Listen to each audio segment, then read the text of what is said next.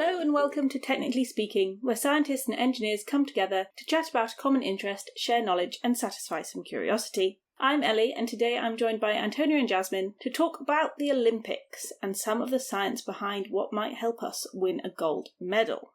So, Antonia, imagine you've just qualified for the Olympics. What would you want to do to improve your chances, and which sport do you fancy having a go at? Create a time machine to be younger. Right, yeah. Or I've heard that shooting has had quite a good balance of ages. It doesn't matter if you're female or male, there seems to be similar scores, or even female participants are getting better scores and qualifying better. So maybe shooting, if I also had time machine to go back and start training for it. I mean, you've got 4 years until the next one. Do you reckon you could make it? I also have glasses, so I wonder if that will affect my chances. You know that they all wear glasses in shooting, right? But they're not presumably they're not prescription, but we'll get to that. Yeah, we'll get there. Jasmin, what's your interest in this? What would you have a go at? Oh no, if I started training when I was a toddler, I'd quite like to give a go at gymnastics. Yeah. Because it looks pretty cool and they do a lot of cool stuff, but yeah, gymnastics is definitely one where I would need a time machine and go back to when I was a toddler and start training. Yeah, I think that's the thing, isn't it? Especially gymnastics, you have to start young. Well, it was the first sport that I was interested in, and it was because it was on the Olympics, and I saw the super cool stuff. I think arguably it is the most visually impressive sport. Yeah, I mean, there's nothing stopping you from taking up gymnastics now as an adult. It's just, you're probably not going to get to the level where you could qualify for the Olympics. Yeah, I think that's a fair comment. So, going back to what you said about shooting, do you think it would be easier to qualify in shooting versus gymnastics? Because arguably, shooting is less physically demanding than something like gymnastics. I would definitely agree. Having practiced gymnastics, it was hard to just get to the physical ability to do anything more than a single move, whereas they do a long string. Yeah. And seem to gain more and more height as they do it. I'm talking about floor gymnastics. There is someone who wrote a blog about statistics from gymnastics. They call it the medal count. And they put together a whole series of gymnasts that performed the best and had the most medals. And they also did a series about the age of gymnasts. And actually, it's better to try and be a gymnast now compared to in the 70s, because they've raised the minimum age, and actually medal winners are becoming slightly older, but they're still younger than us. The variation is between 23 and the lowest was 16 and a half years old. So do you reckon then that physical ability is then sort of inversely correlated with age? Should you be, if you're older, are you already at a back foot to competing? Yeah, I don't think it was clear from their statistics why it was, but I think anecdotally it's partly the flexibility and having that built into you from early on, and having the right body ratio as well. Yeah. Yeah, you need to be quite small to be a gymnast. I think it's not just small, but arm to torso to leg ratio was also something that was quite useful, which people have also been discussing about with Michael Phelps and swimming, and how that's been a natural advantage for him. Yeah, that's true. His arm span is huge. But then if you talk about something like shooting, where that's more of a skill versus something like gymnastics, which is all physicality and I guess horrendous amounts of training, is that easier to learn? Do you think you would get better? Are the older shooters better because they've had more time doing the same thing over and over again? I think that was something with shooting. I think age would probably be a benefit just because you've had more practice, but obviously age could also be a bit of a disadvantage because if you're at a certain age where your hand isn't as steady or your eyesight isn't as good, then obviously age is going to be a disadvantage. If you're older but you're still fit and healthy, I think you could I think age would be an advantage, especially if you've been shooting for 40 years. You think surely by that point, aren't they always hitting it? You would think that. So do you reckon there's like a peak age for certain sports? Like for gymnastics, probably it skews to like, I don't know, 16, 17, 18. But then for something like shooting or archery, or even some of the sports we haven't mentioned, is it better? Golf. Golf's an interesting one, because that's extremely technical, but doesn't particularly rely on massive amounts of physical fitness. I'm just judgmental at golf because, like, they drive around everyone on a golf cart, and they don't even carry their own golf clubs. That is true. So you were saying before that Michael Phelps presumably has got one of the best sort of arm span to leg span to torso ratios going for swimming. Do you reckon there's other things that are like intrinsic that you couldn't change? Like I can't get taller, so I couldn't be an Olympic basketball player. Well, in Olympic taekwondo, there's been a few papers kind of analysing, say, an Olympic Games and looking at height, age, weight and BMI, and also what techniques they were using. And for the techniques, there seems to be sort of almost like trends. So in 2004, they were saying the most scoring points were when they were aggressive tactics.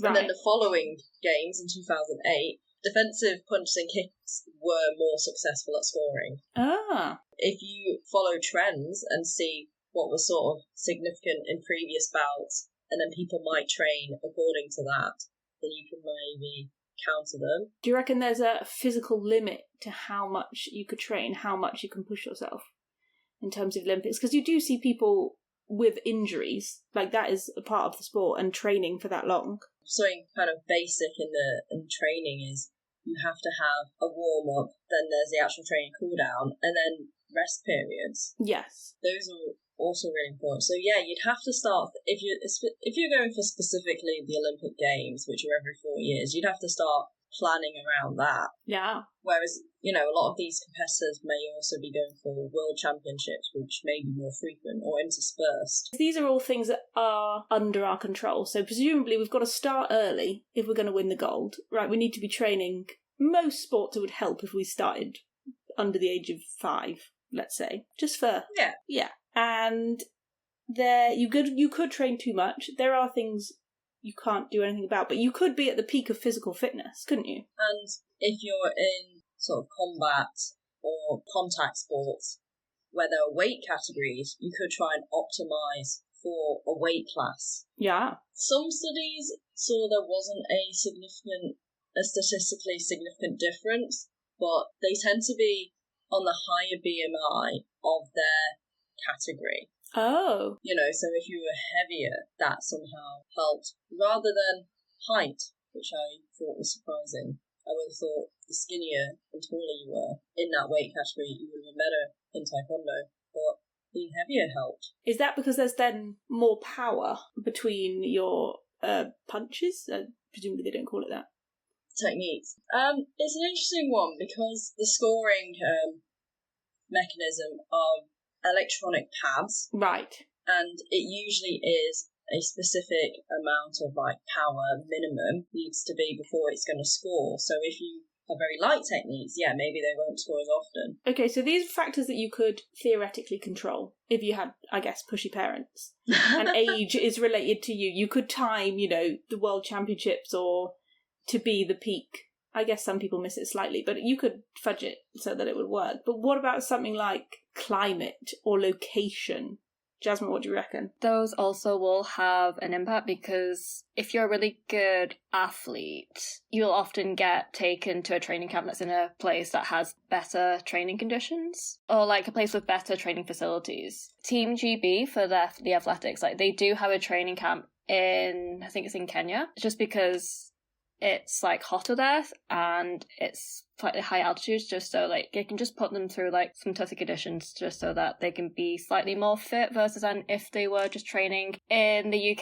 That's interesting because, you know, I thought, is it better to be under more strain whilst you're trying to do something else, or if you're nice and comfortable like in a perfectly air-conditioned gym? I guess it's a part of the training, right? So if you're used to being at high altitude and then you go somewhere that's more sea level, then does it suddenly become easier? Have you suddenly got more oxygen and therefore you can run faster? because it's less like pressure on you? Or because you're not used to it, does it then ruin your training? It should make it easier because you're going from what's like a harsher condition to a more comfortable condition. Yeah, absolutely. I think that probably makes quite a lot of difference for things like long running events, because that is a real big drain on your energy levels. And if you're not used to it... Yeah, and it's one of the reasons why the Berlin Marathon typically has faster running times than other marathons, because it's held later in the year, so it's a bit cooler. Ah, well, there we go. There are other reasons why Berlin's typically a lot faster than other big marathons. They were saying as well, I just watched this today, that the commentators were saying that the pool at Paris is a slow pool because they think it's deeper than other pools, and that's what the competitors were saying, that their times were slower because the pools that they trained in had been less deep, so therefore they were faster. I don't 100% understand how that works, but that was a line of conversation. So I think also, what about something like circadian rhythm? Because some people are very much early birds versus night owls, and how much energy you have changes throughout the day. But if you're an athlete, are you training to compete whenever? Because there was that guy, the meme of the Paris 2020 Olympics, the Paris 2024 Olympics, that he was just sat in the gymnastics waiting for his go. They like brought him all the way from America just to do the pommel horse, and he was sat for 2 hours waiting for all his teammates to have their turn, and then they brought him in, he takes off his glasses, suddenly he's Clark Kent, does the pommel horse routine of the championships, but it was all, he was just sat still essentially for 2 hours and then managed to produce this routine. Do you think that's better, or would you want to be doing something, if you could pick a time to compete, what time would you pick? I don't know how he went from like standstill to that, because it's so explosive. He must have done some sort of warm-up, mustn't he? I think he's kind of just used to it, because he only really does pommel horse. So I think he would have been mentally like, okay, this is what I'm going to have to do.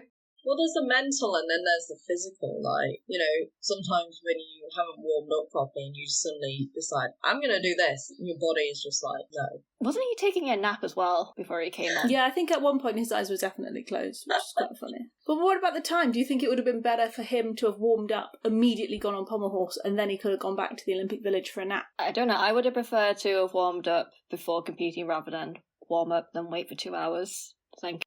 Yeah. There was a study that I was reading, and it said that the performance of athletes varies over the course of the day by as much as 26%.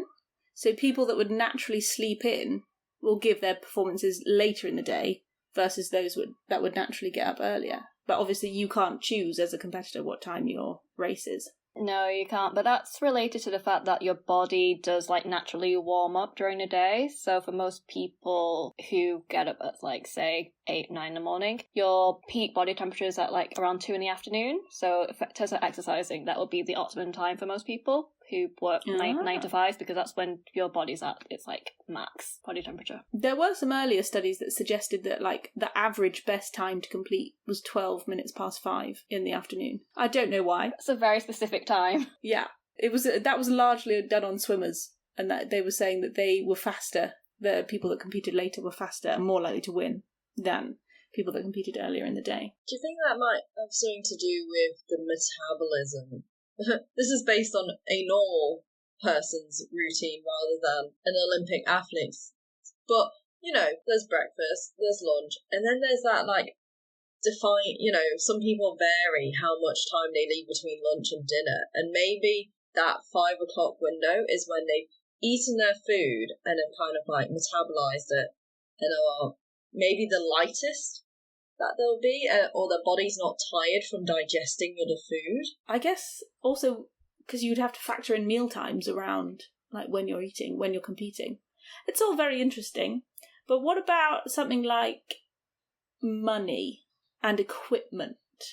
Does something like having the best shoes make you run faster, or the best type of bike? Can you skew it in that way? If I've got no competitive advantage because I can't make myself taller, can I make myself slightly faster by giving myself the best trainers? Yes and no. You still need to actually be good at the sport, but God like, damn it. but like technology and equipment can make a difference. So if we look at track and field, there's different types of shoes for different events. So the shoes in track and field, they all have spikes, but the number of spikes and the type of shoe is very different across the different disciplines. Sprinting has the most spikes or pins, and they're also like the most rigid and the lightest, but that's because you want to get as much traction to like pull yourself along and get the most speed, because sprinting shoes are all about power. Yeah. Whereas for like middle to long distance, you have fewer pins and there's more flexibility, so the shoes are less rigid. It's not all about power, it's a bit more about endurance. And marathon shoes, they're really different. There's generally no spikes and they're all about like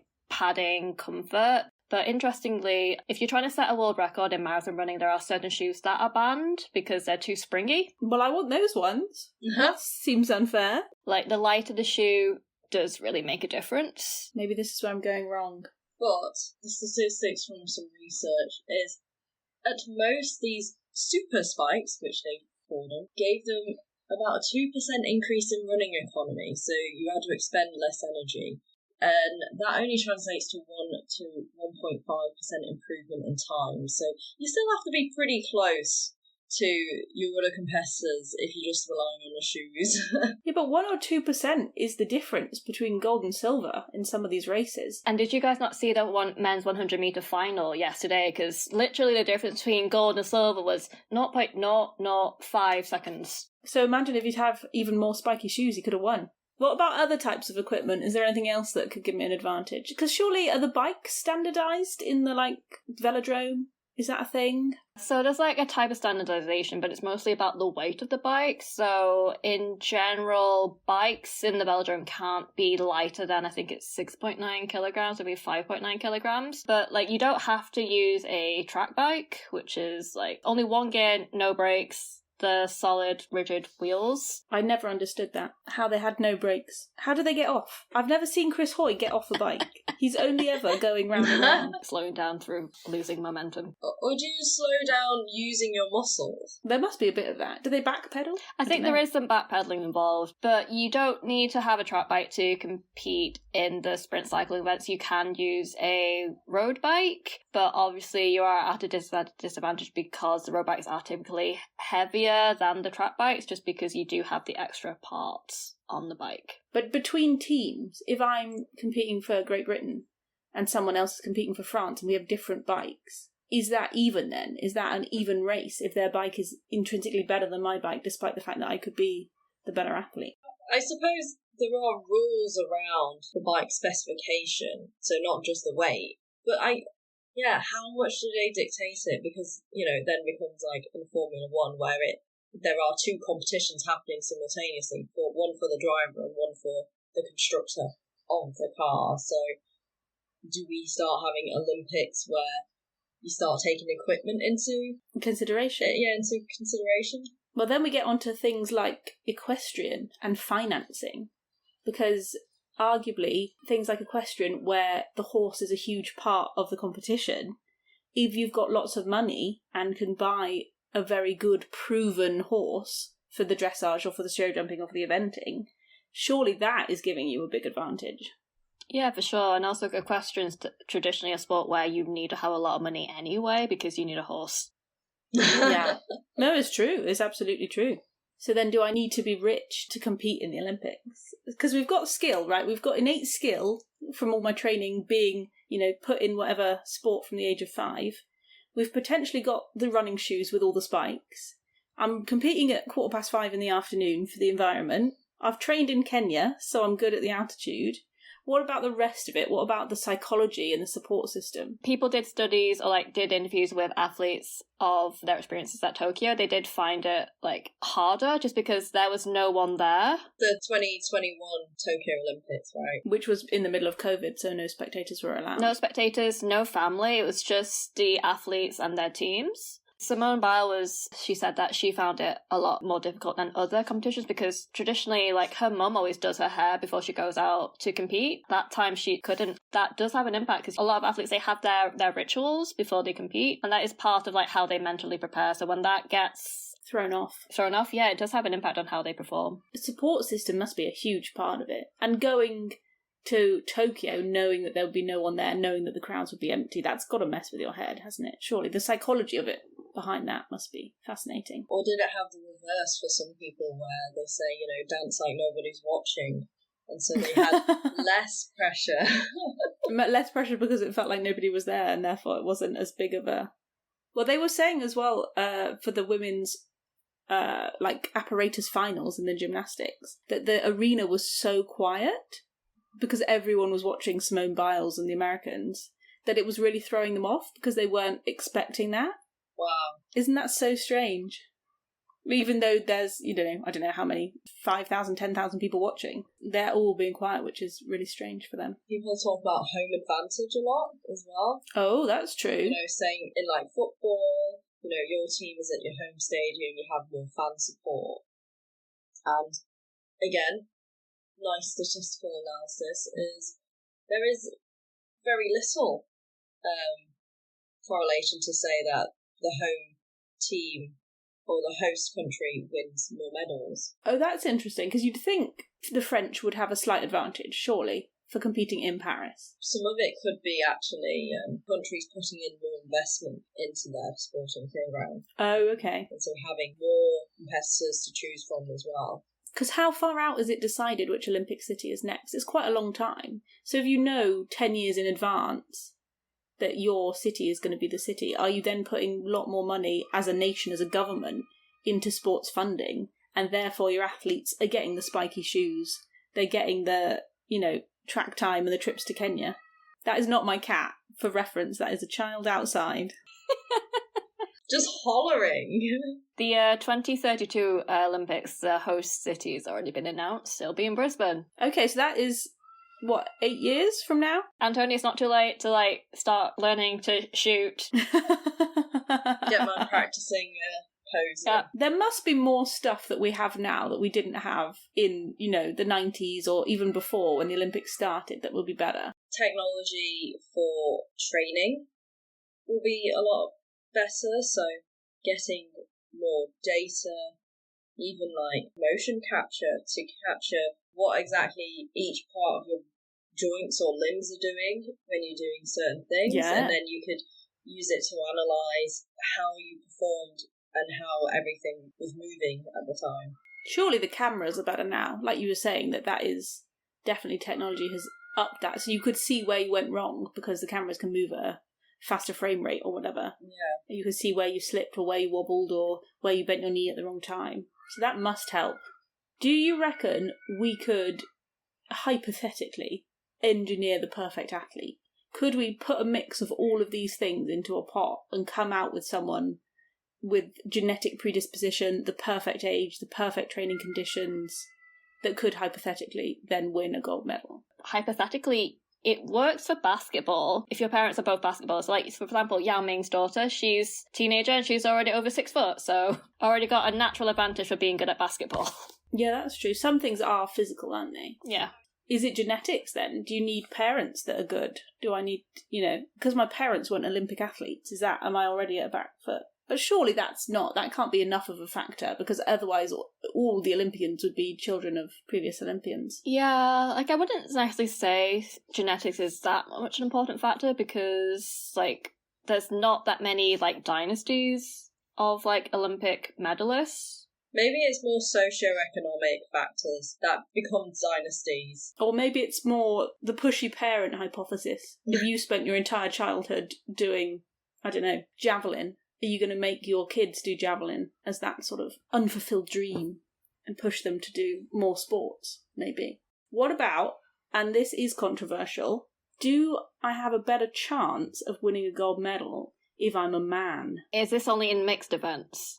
Well, there's only one mixed event, which is the equestrian... Well, that's not true, but all the equestrian disciplines in the Olympics are the only mixed sports, as far as I'm aware, unless they've added new ones. There are mixed athletic events. Are there? I think mixed relay. But there are also mixed doubles in tennis yes. and badminton as well. But they're all competing against mixed pairs. That's true. Wherein the equestrian sports, they're individuals. Individual man is competing against individual women however many competitors, 70 competitors. I think you probably have the best knowledge of the stats, Sally, since you're into equestrian sports. Have you seen a trend of more high-scoring male competitors? I was just trying to think of this. I think no. If you take the biggest events in equestrian sport, which are harder than the Olympics, so there's another factor for you, I think it's probably evenly split or potentially even skewed towards the women.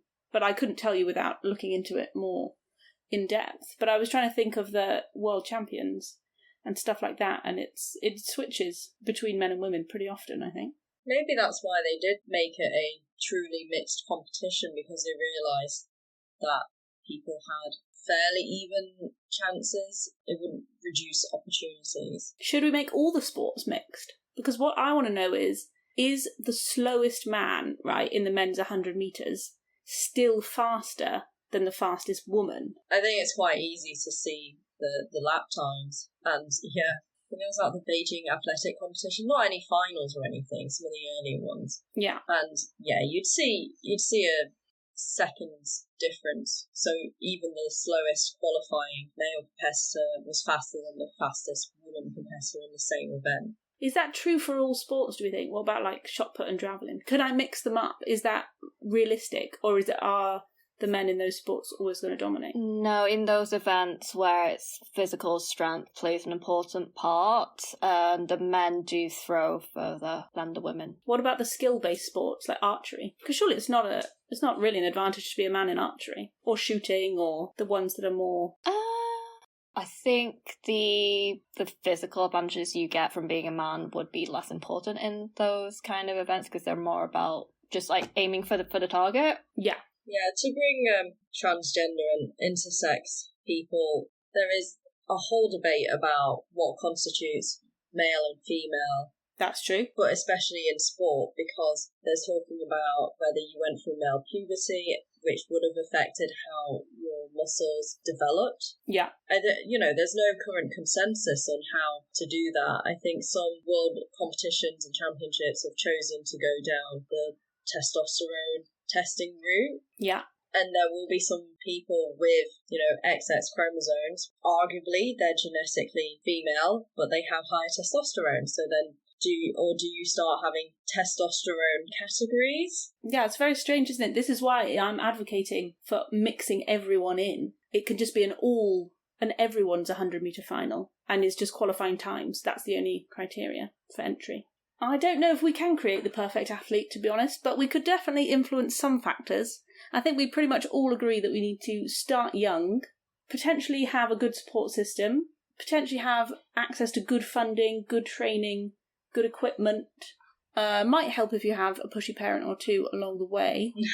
Is there anything else that we think would affect my chances? Is it too late to start now? I think perhaps we have agreed that.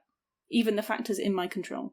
Oh no, we'll have to see at the 2032 Brisbane Games when Antonia qualifies for shooting. We're giving her an extra 4 years, are we? Wow, we're not making her do 2028, just in case. If you qualify early for, the next games, we'll all love to see it. If you make it to LA, great, even better, but 2032, that's your target. That's your target for the shooting, Antonia. Cool. And as a disclaimer for anyone listening from my Taekwondo club, I'm still dedicated to Taekwondo. I just know that my chances are very slim on a world stage. I think all of our chances, I think perhaps we have missed the boat on that one, but it's always fun to speculate. In the 10-metre pistol mixed competition, a 51-year-old won silver, so Antonia, still hope. There's still time. There is still time. There's still time. And he won with none of the fancy headwear that the other competitors were wearing. He just wore his regular glasses. There you go then. Your glasses aren't a barrier to Olympic glory. I think probably most people agree that there is no one path to Olympic success, and there are lots of different factors and things that you have to overcome. So maybe we will see Antonia competing. Thank you for listening, and we'll see you next time. The views expressed in this podcast belong entirely to the person that said them. They do not represent any industry or organisation. If you enjoyed listening to these views, it would really help us out if you could rate us, leave a review and tell a friend. This podcast was sponsored by no one, but if you're interested in funding us to continue to have frank discussions about science and engineering, please get in touch.